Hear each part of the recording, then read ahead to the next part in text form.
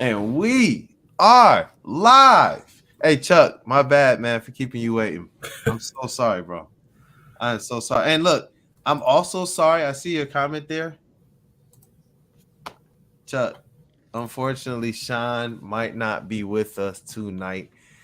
Listen, y'all, he's dealing with a little bit of a migraine right now. So definitely, keep him in your prayers, keep him in your thoughts. He's definitely in mind. Sean, get well soon. Because we had some stuff planned for tonight. It,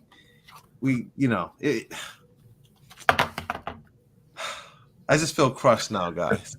I feel crushed. Sean finally got his stuff going, his mask and all of that. It was gonna be a fun time. But I am so happy that we got Carl and Lexi back on the table talk. Man, it feels like it's been forever, yo, with the It's season, been with a been lot a of while. content going Life, on. life, life's just been crazy lately. Yeah. But how are you guys doing? I'm good. I'm good. Other than like Lexi said, life is just crazy. It's been a while. It feels like it's been a couple months since I've been on. Feels like it's been a Yeah, month. I think It's it good to be has. back on here though. So Yeah. But look, I got a bone to pick real quick. I know we're gonna get into this Pistons talk and all that, but y'all gotta help me out with something here. And Sean and I talked about this too on Kool-Aid and the Murph. Definitely go and check out the first episode. We got a lot more content coming, a lot more craziness coming. I don't know if you guys saw me in the Batman. I was buffed up Batman in that one, man. Buffed up K Crusader. It was an awesome time. Um, but the state of Michigan was ranked 30th out of all the states. I'm just like, come on, man. Come on. And I was almost ready to go absolutely ham on this article. I was like, man, who wrote this? Who ranked this? Who are these people? Get them out of here. Because Massachusetts was ranked number 1. Idaho was ranked number 4. Michigan was ranked number 30 out of the best states. But the only silver lining here is that we were ranked ahead of Ohio, who was 33rd. Even that's so 33rd for Ohio, that's kind of high. Lexi for the top ropes. I like that, man. I like that. Bro, like what are they thinking right now? Like why Massachusetts? Sean brought up something cool. He brought up something real funny too, man. He was like, we've seen this already, man. Didn't we see Matt Patricia come here and try and be Mr. Boston here, Mr. Massachusetts here? He's like, get it out of here, man. Get out of here. Yeah. I Get it mean, out. don't get me wrong, the East Coast and like all the way up that, like it's beautiful, but I just feel like people do not even really explore all of Michigan. Like you think, oh, okay, it's like just Southeast Michigan or something, and it's like no. You got like they're surrounded by lakes. You got the UP, and really no other state has everything that we have. Just the Tell disrespect. him. Carl. See, I already hear the exasperation, man. Already. well, So, people, unless you're from Michigan, you don't understand. Like, there's a lot of people that I work with who are from out of state, and they don't realize that we have places like Pictured Rocks and just things that that we know as pure Michigan that other people just don't. Um, and so I think that's part of what that was. They don't know what we have here. We have, like you said, we have a little bit of everything. So yeah, yeah, a little bit of everything. I was talking about this with Sean. Like growing up when I was young, I only knew Detroit, and then when my pops moved out to the suburbs for his new job, and I was like, cool. Then when we got like 13, like his new job was sending him all over the state of Michigan, all over to like the where the plants are and the suppliers and all that type of stuff. And then he had, I know up in Traverse City they do like the auto policy conference or something like that, and he took me up there for the first time, and I saw that Traverse City Bay. I saw the sunset over the bay. I was like, what? yep. Man, he It's took like me to a place. heaven. He was talking to me like, yo, look, I had never seen my pops like this before. He was like, son, like, I got to take you to this spot called Charlevoix. I was like, Charlotte who?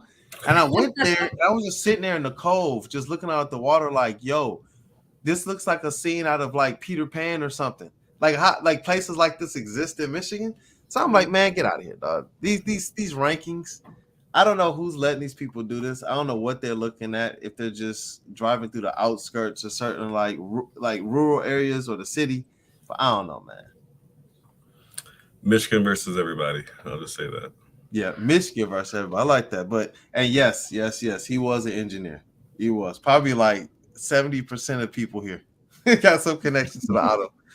But definitely, hey, shout out to Nathan. It's good to see you in the chats, man. He's faithful follower. I see him on Instagram. See him always in the chats.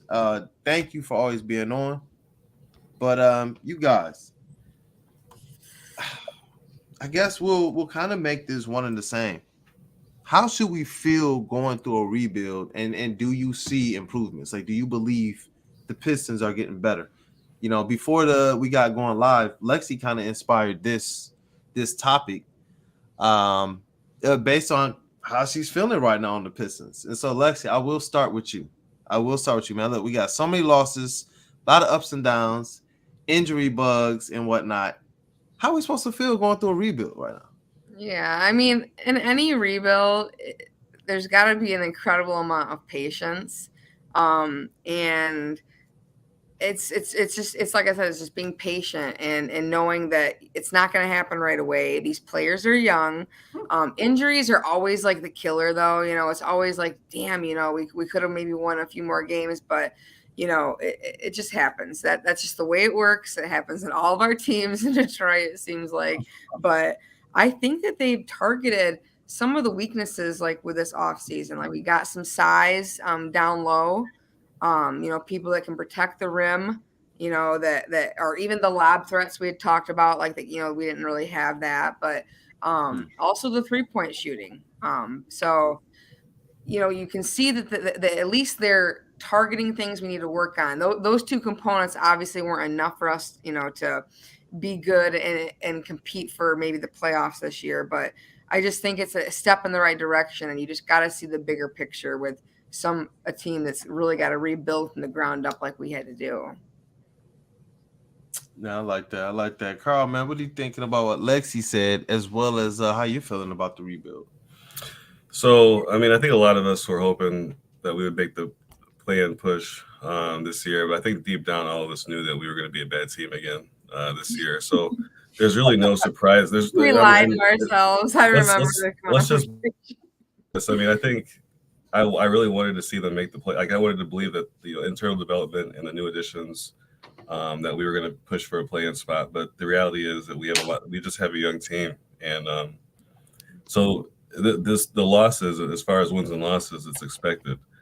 What I think most of us wanted to see is gradual improvement on the floor, and I think we've seen that overall. I know at the beginning of the year we were very frustrated with the defense, the coaching decisions, and so on and so forth. But I think as far as at least defense, I've been impressed with the improvements we made over the past few weeks. And even though Cade's out, we're seeing Killian kind of come into his own. And I really want to see him keep it up without getting injured this time, because every time he gets injured, it's always right after he gets going again. but I think those are the kinds of things that I'm looking at is, you know, Killian, like the players that we're just hoping to see improvement from, and specifically Killian. Right. Yeah. Specifically Killian, like CC. Yeah. Or all of it. Yeah, it seems like Killian and Saddiq Bey have switched roles coming into the season. Yeah. You know, people were sure on Saddiq Bey and hopeful for Killian Hayes. Now it seems like people are hoping that Saddiq Bey figures it out. And you see people flexing on Killian Hayes. They're like, yeah, man, I always knew Killian was going to make it, man. I always knew Killian was going to be this and the other. Everybody now. Shameless plug. Shameless plug from everybody. No, look. Carl, you've had the Killian Hayes apology form out though for a minute. I've seen you post it. I've seen it. We've posted all of our comments about Killian, and we've all stated that we believe that it was more about what was up top. Casey said the same thing. You know, when the organization is stating it and Killian Hayes himself is stating it, you know what I'm saying? It's like, dude, figure it out. It's like we see the talent, we see the flashes, man. Get it right. You know, and now to kind of see him doing his thing, it's almost like, you know, can you really get your hopes up with Killian Hayes? But I wanted to talk about Saddiq Bey and this whole notion of his current regression. I don't know if he's regressed as much as people think. I think that he has some struggles right now, but he also has taken some step forwards in his game that prove that the versatility that he's trying to add, the strength that he's trying to add, the ball handling that he's trying to add, playing in the post, playing more physical, all that type of stuff, it's starting to pay off. It's really, really starting to pay off. I'm looking at his advanced stats. I'm looking at his actual field goal percentage, and the biggest jump that he's made in his game this year is to his 2-point percentage field goal. Mm-hmm. I've talked about this on a couple streams. I've talked about this in a couple articles as well. Last year he was at about 45% inside the 3-point line. This year he's at 52%, and that's actually been higher over like the last 10 to 12 games than it was to start the season. To start the season, listen, guys like him and Killian Hayes, there were some nights where it was just like, what is going on here? But over the last 3 games, if you look at Saddiq Bey specifically over the last 3 games, he's starting to put it together a little bit more. I told, when I was kind of going through the article that I was writing about Saddiq Bey, my thought process was this. His 3-point shot is at like 28.5% right now. That's what it was like to start last season up to this point as well. But he ended with like 36%, something very, very respectable. Yeah. But this Killian Hayes this year is a better player inside the 3-point line. What happens if he puts it all together? And I believe we saw that in the New Orleans Pelicans game.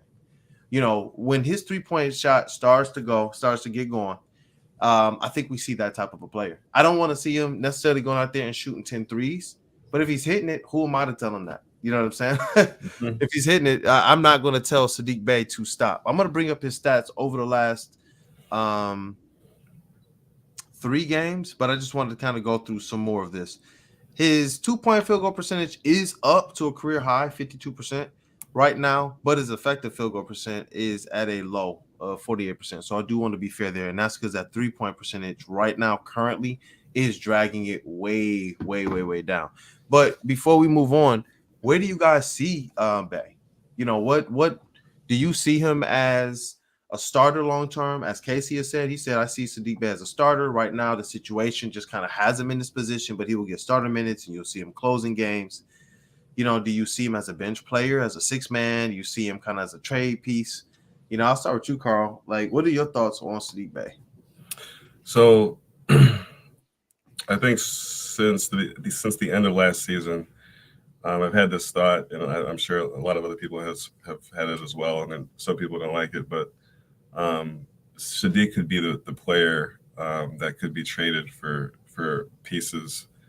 I think my issue with Saddiq was his consistency, and he hasn't shown that he can be consistent. But at the same time, like you said, he's trying to improve different aspects of his game. So, I'll give him till the end of the season to see if he can figure it out. But I think if there's any player on the team, it's either him or Stewart. But I think Bey could be a potential trade piece. I don't see him as on a contending team. Yeah. I think that's actually pretty interesting. What you about to say? What you got, Lexi? I was gonna just say the same thing though, is like I don't see him long term, as a starter, and kind of like in the same notion that I'm not sure that he would be on a contending team. Like I think that it's a little disappointing with this regression that's happened, but I think that just for the time being and where we're going, that he is a good fit, but he would probably be on the trading block though, coming up first. So we'll see what happens with that. Yeah, and that's the question that I posed and I pondered as well. It's like, who is Saddiq Bey on a winning team? Who is Saddiq Bey in 2 or 3 years from now? Is he a starter on a contending team? Is he a starter on a playoff team? A team that's trying to make playoff runs and such. Is he a 6-man?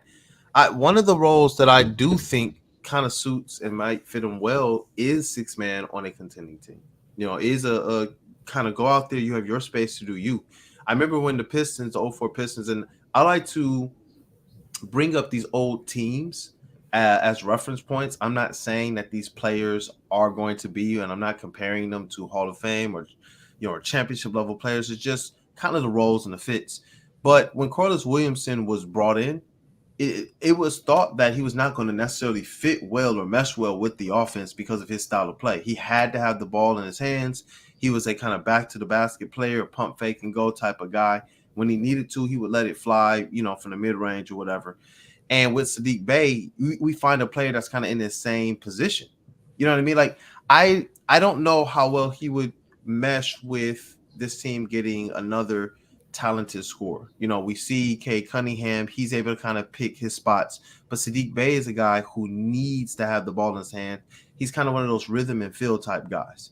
So Casey acknowledged that too. Said we need to get his usage rate up. Said that we need to get his possessions up. We need to get his shot attempts up, and that's what the box scores show. You get his attempts up. You get his shot attempts up. You get his usage rate up.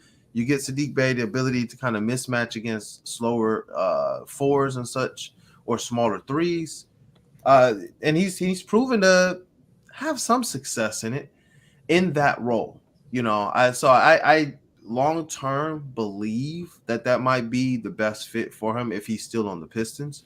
But I'm obviously always gonna be curious and interested to see what his actual value is on the trade market, since the Pistons do have to make some decisions, and a lot of people, they're not believing that his maturation is going as planned, or as it was once thought of. But his last 3 games, Saddiq Bey, he's up to 21 points, 4.3 rebounds, 3.7 assists per game. He's improved his shots. Now, most of that improvement from his 3-point was in like the last game. He went 5 of 10 from 3, so that brought that 3-point percentage up to 37% over the last 3 games, and his field goal about 47%. So he's trending in the right direction. I was looking at the stats. Killian, Saddiq, they're trending in the right direction. Stewart, it's weird. Some of his stats have gone down, but I feel like defensively he's just kind of been way more disruptive in the middle. Just kind of way more. Just his impact has been crazy. In his last 10 games, he's hitting like 43% from 3. Yeah, it's freaking crazy, man. Yeah, that's awesome. It's freaking crazy. But I don't know, man. With this rebuild, is there? I feel like we've never been through anything like this before. We've never been through a situation where it's just been, the youth movement and maybe 1 or 2 vets. Like, is Hamidou Diallo really a veteran? He even said, I don't feel like a vet, but on this team, I guess I am. We've never been through anything like this, and it kind of brought up something interesting to me. When you look at this squad, since we've never been through this before, of course, we're not going to know how we're supposed to feel. We're not going to know how to act. We're going to look at everything because we've always been in that win now mode. That's how it's always been. Even when we would draft players in the past, it wasn't like we were trying to develop them. Did they really try to develop Tayshaun Prince? You know what I mean? Like, it was like they drafted him and then just kind of sat him for a little bit. And it I don't know, man. So when I look at this situation with Troy Weaver, this is the question I wanted to ask you guys. And I want to ask you guys in the comments too. Does Troy Weaver have the top 6 Pistons draft picks going back to Tayshaun?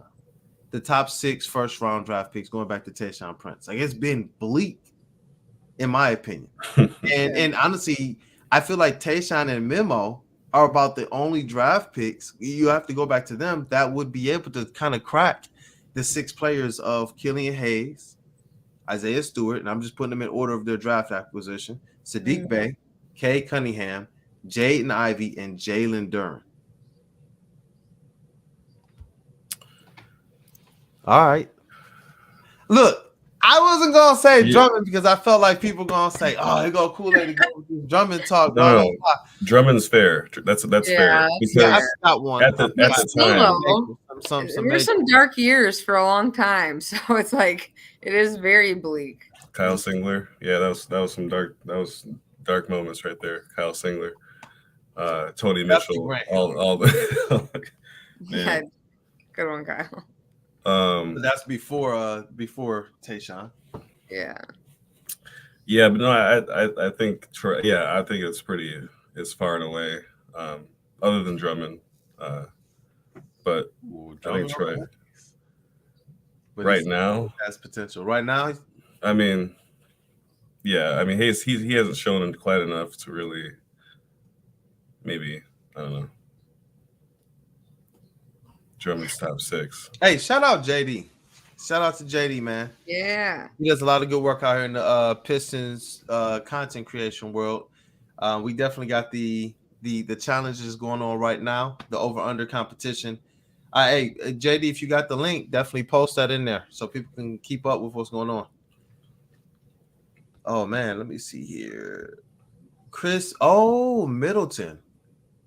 Chris Middleton. Yeah. That one was after Tayshaun. Yeah, that one would definitely crack the list.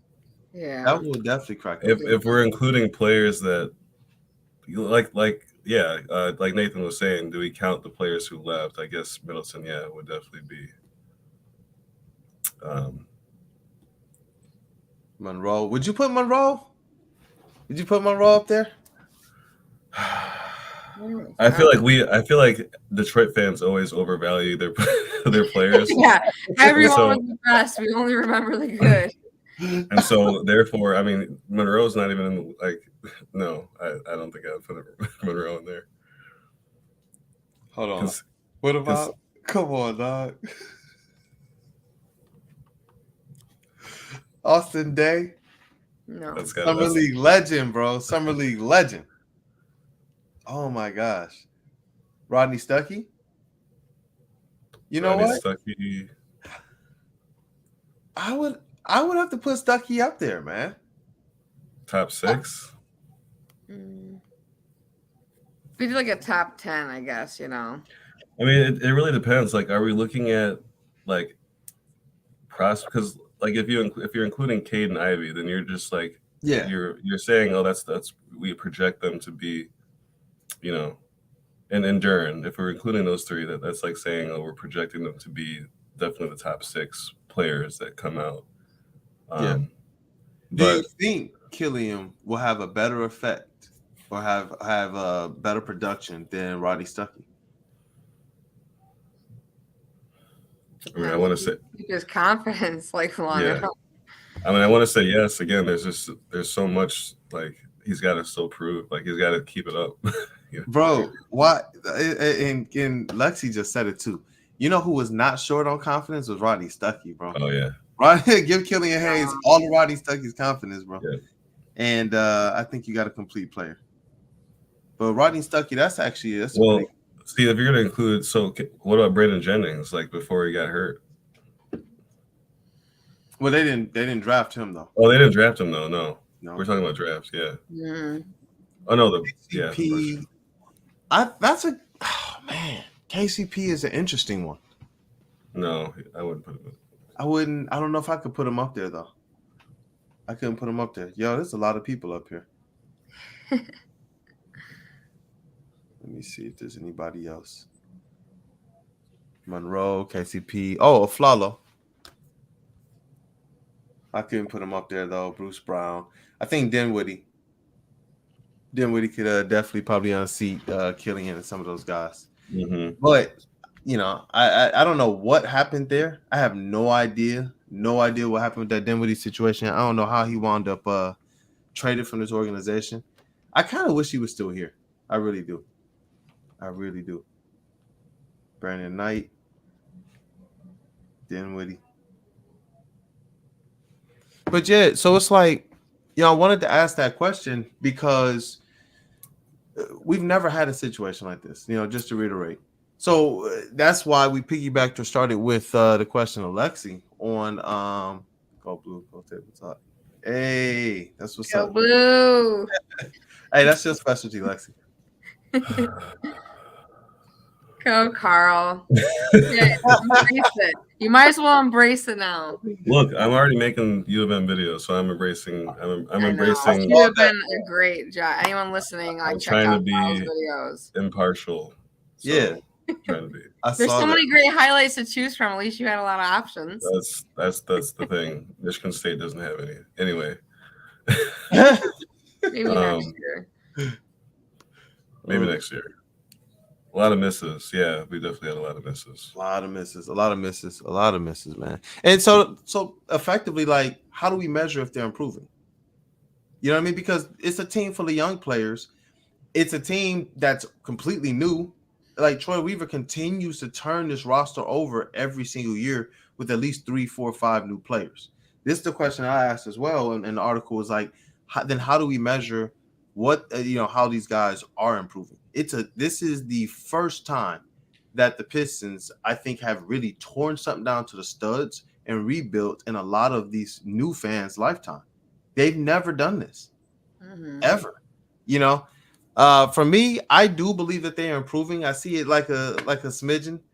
I think that you see it more or less in what Troy Weaver is doing. So you can trust what he's doing as well as what these individual players are doing. In my article, I started with looking at Killian Hayes, Saddiq Bey, and Isaiah Stewart, looking at the trends that they're kind of going on and seeing this. If they're not going to be winning games this year, are the players at least getting better? Now, one player who lately for me, I've been a little bit disappointed in, I guess. I don't, I'm hoping to figure out more or find out more or to see a little bit more over the last couple games. Probably Marvin Bagley. Hmm. You know, He's kind of disappeared a little bit. yeah. I was gonna ask you guys as well, like as it relates to obviously not looking at wins and losses, but looking at individual players. Are there any specific players that you could say, yeah, this player is definitely headed in the right direction. This player's need to see a little bit more because Bagley was it for me. Like I need to see a little bit more. Whereas Killian Hayes, I think he's here to stay.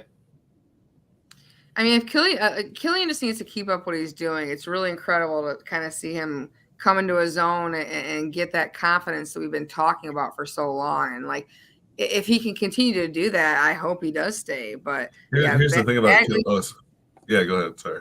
I was just saying again, Bagley for me too is like he's got to produce more. It's just inexcusable at this point. Yeah, I mean it's pretty much the same for me. Bagley, he's kind of plateaued. When he first came back from his injury, he was doing really well, and then it just seemed like he was just like stepping back into the shadows or whatever.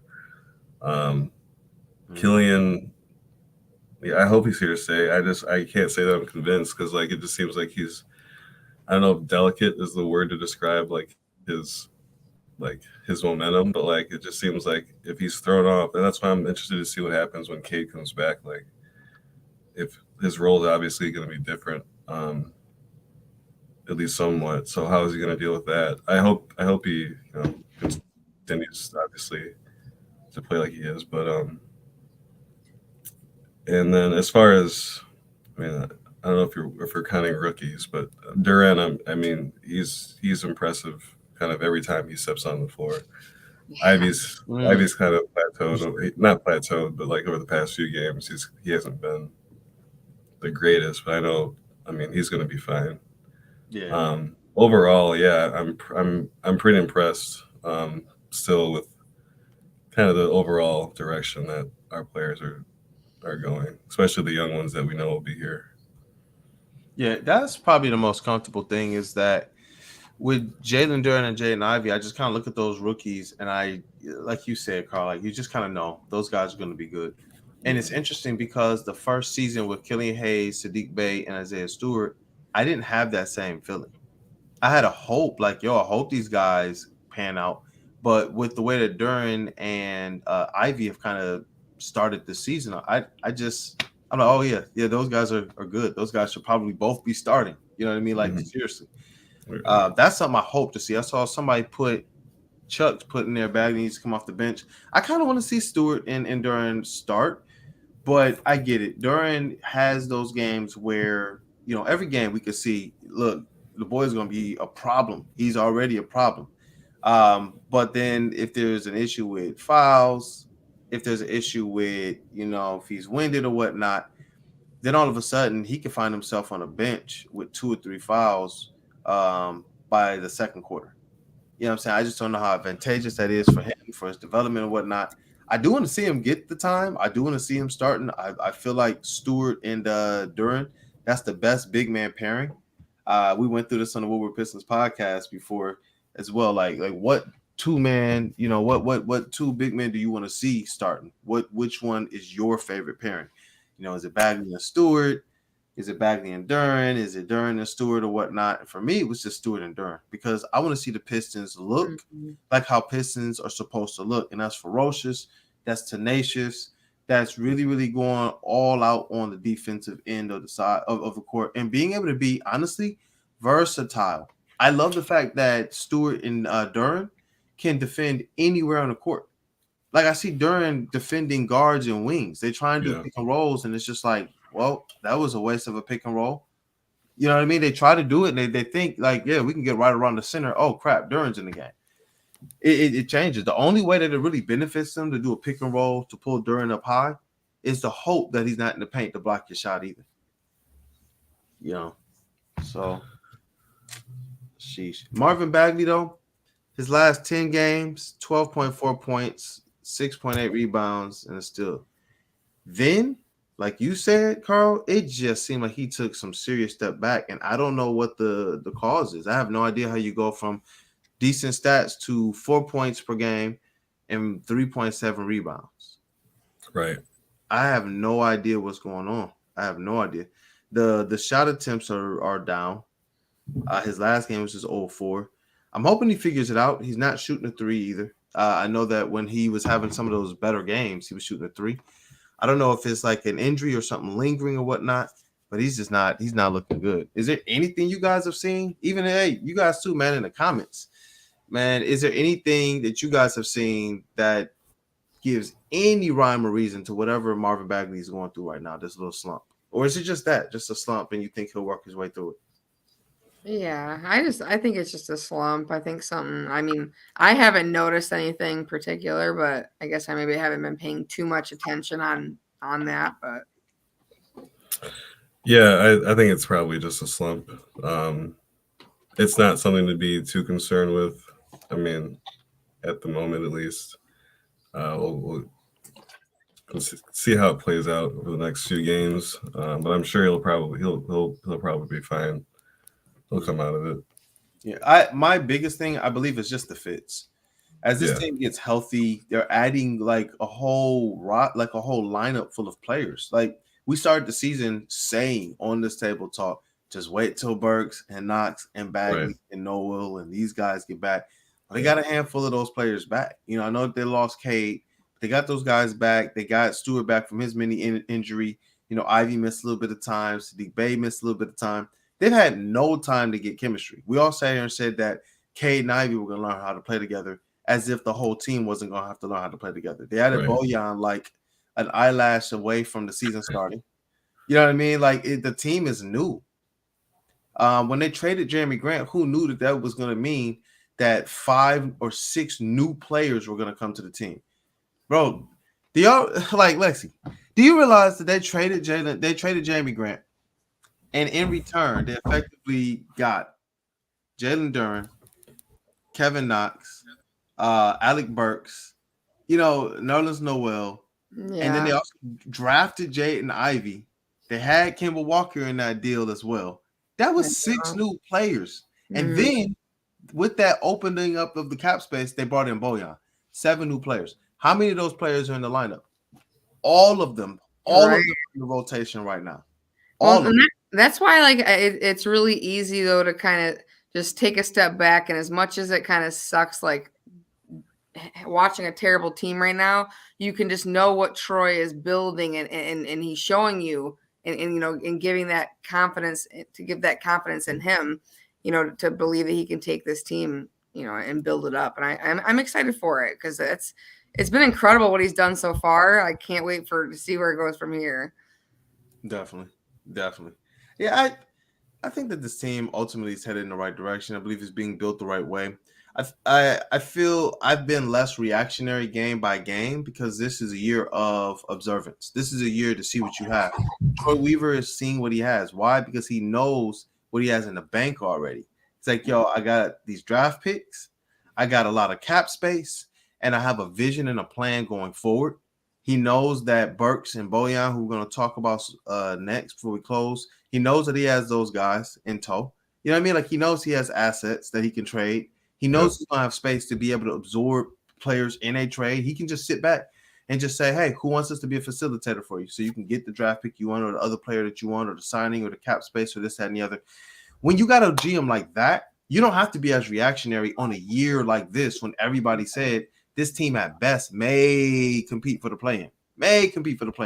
So it just gets a little, it seems like pointless sometimes to sit here and like nitpick at certain things, because I'm sitting in those press conference rooms and Dwayne Casey's like literally telling the room, if this was a contending team, which we are not, some of these guys, their rope, their you know, how much they're able to do would be shorter. It would be cut off. They would be sent to the bench. They would this, they would that. But then he came back around and said, but we're working on things. We're trying to educate players. He was like, you know, the preseason was like an extended practice. Then it got into the regular season, and they were still learning and still trying to get educated. And then you got injuries. You can't even run a pick and roll. I am glad to see that Stewart and Duren are having a lot more success actually in the pick and roll game. A whole lot lately, a whole lot more success. And I think that too might be what's affecting Bagley's minutes. If Duren and Stewart can affect the pick and roll positively, as well as play that defense that they play on the other end, makes it a little tough to have Bagley out there. It really does.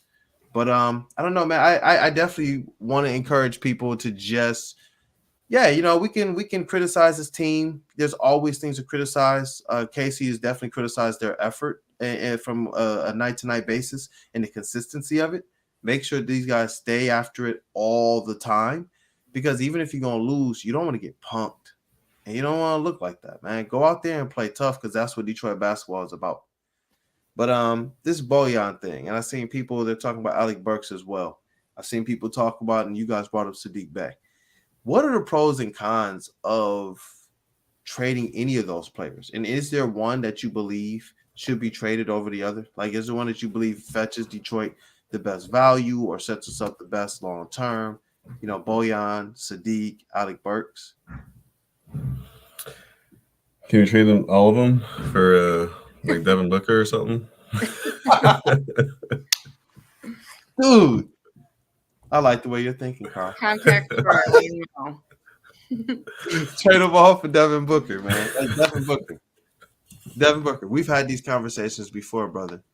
I know that you don't know me, but come home, man. Come home. I see the overtures. I see the Lions hats on at the press tables after wins. I'm telling you, I see man. the cars harkening back to Detroit and Woodward. Yep. Come home, bro. Come home. All right. Commercial over. All right, what were you saying, Carl? I was serious. Like, is there any way that we? No, I think if you're gonna pick one over the other, I think it's probably Bojan. I mean, I know we extended him, but like, I feel like Saddiq still has more of a chance of being on the team than he does. Yeah. I think he just adds so much value to another team that like there's going to be an offer that Troy can't refuse, or something, you know, similar to that. But what do you guys? I don't know. What do you guys think? Yeah, I mean, I think that they like. I saw someone too say like the Saddiq being like in a package deal, but I think that if you are going to trade like Bojan and whoever else, but you get rid of these veterans, it's going to be like, okay, well, get ready to like fall even farther and lose a lot more games. But I mean, if that's what you want to do, and that's, you know, the faith that you have in Troy and building this going forward, then, you know, I guess it's just kind of like hold our breath and wait for it. But it just thinking about getting rid of like the veteran presence is a little scary, because I'm like, I don't want to watch worse basketball. You know, that's like a big con for me in the back of my head. Like that if we do trade that, it's going to probably suck a little more. But obviously, I think whatever Troy can put together, it's going to be a good package. I don't have a doubt in my mind. That's a great point. That's a great point, because when they traded Jeremy Grant and they traded Kelly Olynyk and whatnot, you know, we started talking about the fact that, they're losing actual NBA, not like old vets, but people who are balling. Like I saw Kelly Olynyk and Jeremy Grant are hitting like what 40% of their threes this year or something like that. Yeah, it's wild. Like we lost actual NBA players. Mm-hmm. That matters, man. So it's like, you know, we lost 2, 3, 4 guys like that from last season, and we came into this season with who? Like Corey Joseph and Hamidou as the vets. So it's like, you know, when you're talking about getting rid of a guy like Bojan, who when he actually barks at these players, they listen. who he can go out there and bark at the players, bark at the refs, bark at other star players. Bojan doesn't care. Sometimes you need a guy like that. When we talk about all, these players that got that dog in their chest, Bojan is effectively the epitome of that, man. Like that's what I see out of him when he's out there on the court. And you could tell he knows nobody can stop me. Nobody can stop me. That is a little bit different to me. This man is shooting. What did Rod Beard say? He said that man is shooting his jersey. He's shooting his jersey number. He asked me like, yo, what's his percentage? His 3-point percentage. I just thought, hey, maybe a respectable, 39, 40%. I didn't want to seem like I was drinking a Kool-Aid. At first I wanted to say like 45, and he was like, no, 44. And over the last like 10 or something like that, or whatnot, 5, it was 75% from 3. That is ridiculous. On like 5 attempts a game, 6 attempts a game. That's ridiculous. That's not just a guy who's having a good stretch. This is a guy who's a specialist. So it's like, yeah, whatever package Troy comes up with, if it was like for Bojan, I believe that it's going to help us out tremendously, and I think exponentially. When he traded Jeremy Grant, yeah, I see people saying it. The first deal that came in was what, the Milwaukee's 25th pick in the first round. Do y'all remember the Flames? Y'all remember Pistons Twitter and all of the Pistons communities being up in shambles when that first went down? Yep. Everyone was like, I told y'all we wasn't getting no lottery pick for Jeremy Grant. What is Troy doing? Blah, blah. I remember all those conversations. And Rod Beard of Detroit News continued to say, guys, this is not how Troy Weaver works. There's more to this. He texted me. He was like, don't react. He told me, he was like, don't react. Just report. Say, just wait. Well, I remember him saying, I remember him saying if there's a trade that seems weird, then you have to wait till the next one to really judge it. Yeah. Yep. Yeah. And he really believes that Troy Weaver got like pictures of these guys or something, that he got something over their heads, bro, because he's fleecing GMs. Y'all tell me how we got Marvin Bagley. Tell me how we got Bojan Bogdanovic. Like, I'm still like, what? How did we even get Jeremy Grant? That was a trade. You know what I mean? Like, how? Denver wanted to pay him. They tried to give Jeremy Grant the same money that we gave him. I don't know what Troy is doing to people. I don't know what he got over people, but I definitely trust whatever he's going to bring to the table, man. I see Burks here popping up as well in the comments, man. What do you guys feel about him as a trade option? I feel like he's liking it here. I looked at his advanced stats. You want to talk about a guy who's either tying or having reached new career highs so far this season? That's a resurgence. Is that a guy who you think wants to now go and capitalize as he's getting into his NBA career, go out there with a contender, or do you think you want to be a little selfish and keep him here on the Pistons?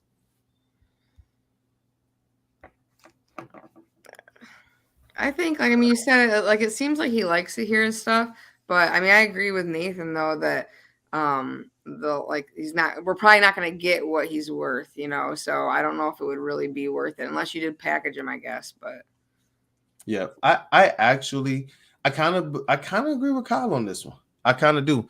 Rod told me, don't close the door on Bojan. He said, if you're listening to all the things that Casey is saying, it sounds kind of cryptic. That Casey is saying for right now, Saddiq just has to endure this. I see Saddiq Bey as a starter and things of that nature. And then, you get the other wind of, teams are calling on Saddiq, teams are calling on Bojan and whatnot. But Casey's coming back out and reinforcing that Saddiq Bey is a team leader. Saddiq Bey is here to work. We approached Saddiq Bey about what's best for the team, and he was just working with us, and we appreciate him for all that. And so, I don't close the door on a Bojan trade, but do I see there being a possibility of both of those guys being back?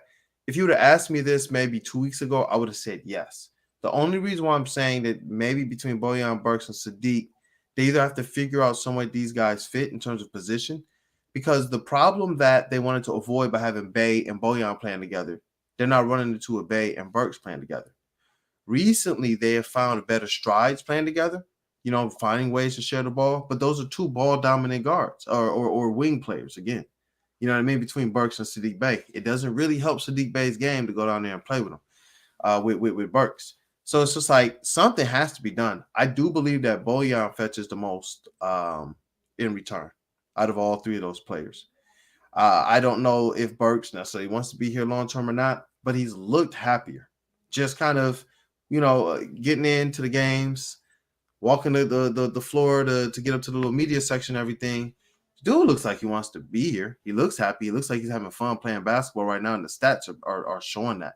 He's having a career high. I know his free throw attempts, his free throw rate, his free throw percentage are all up. I didn't know that this guy was even a free throw, like he was a free throw hunter like that. He's just out there getting them. His free throw attempts are up about 2 or 3.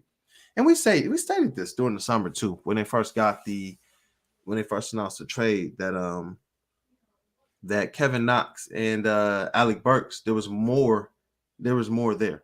That New York culture was bad for them, yo. So whatever the Pistons are doing is definitely working out positive for them. But I don't know, man. I don't think that they can have all three of them here. Definitely in the comments, put it down. Do you guys believe that there's some way that all three of these guys are back next year?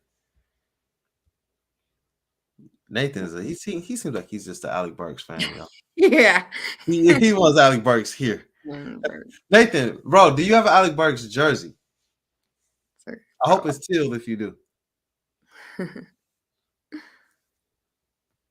I don't know, man. I feel like with what we've seen Troy get for previous players, previous trades, I feel like Bojan would be just an absolute haul of a package based on what we've seen in previous things. Like I know he stated with Jeremy Grant before the trade deadline, it was only going to be trade.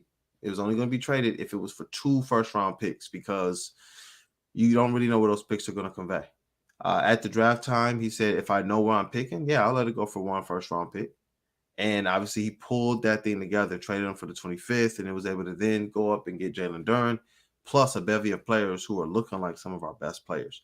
That one trade, I feel like brought in like 3 or 4 of our best players on the team right now, or 2 or 3 of our best players in the squad right now, with Cade Cunningham being out. So, wait, do we got our favorite Raptor fan in the comments or something? I haven't seen him. A different. Oh, we the Borf. Is that? Oh wait, no. That's. Oh yeah, there's him actually. He changed his name. Yeah. Bojan to the Raptors for what? For what, man? Make the trade. What is it for? We the Borf. I got to do that for Sean, man. In memory of Sean. Get better soon, Brody, man. We miss you tonight. We do. Yeah, so if we send Bojan to the Raptors, man, who are we taking from him?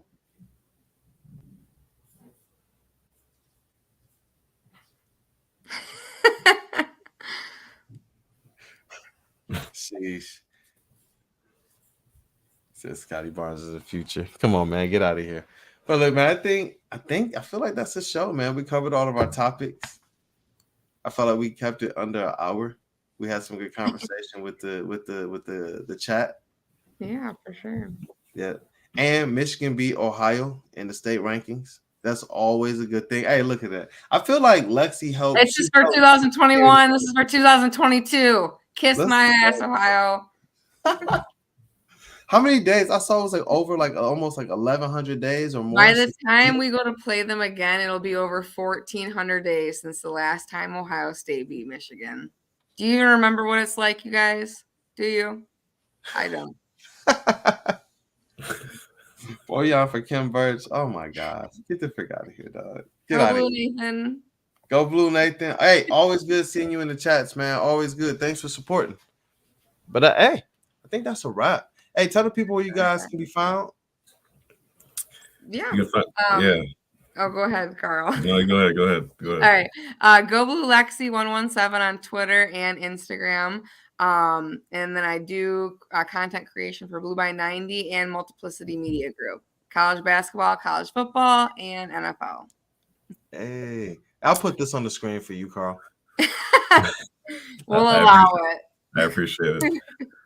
Speaking of, so I'm I'll be found on YouTube, Carl Collins Productions, Shades on for the green. Twitter, Twitter and Instagram, Carl Collins Prod.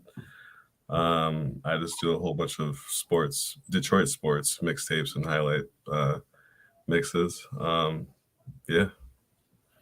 Hey, and look, Sean as well. Get better soon. He's the co-host of this platform of the Table Talk. We got some changes and some news that's gonna be coming soon. But please follow these people. They're talented. They have kind of been down for a while with this platform. They support, they promote the content. And I personally am appreciative and I'm grateful. And I'm glad to see their numbers continue to rise and to see their work and everything they're doing on their own channels as well continue to be something that that's taken off. Oh my gosh. Get out of here, man. Don't even give them the airtime. All right, you guys. I think that's a wrap for tonight, man. Good. Let's All talk right. to you later. Have a good one, Peace. everyone. See you guys.